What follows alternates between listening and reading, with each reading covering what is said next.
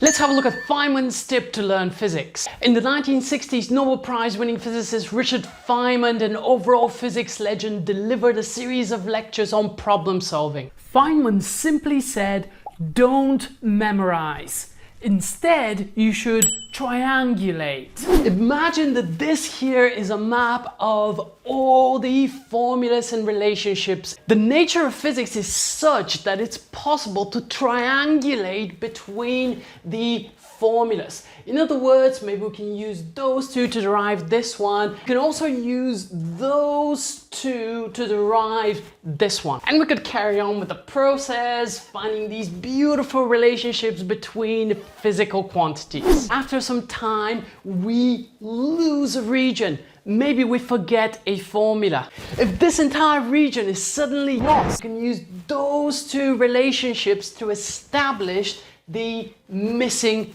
piece. Some students might say though, this would never happen to me in an exam. I have excellent memory. And it's true, but we're kind of missing the real beauty of physics, applying what we already know to things that no one has known before. To get there still, we probably still need to pass some exams though, and have a look at my ultimate revision tip right over here.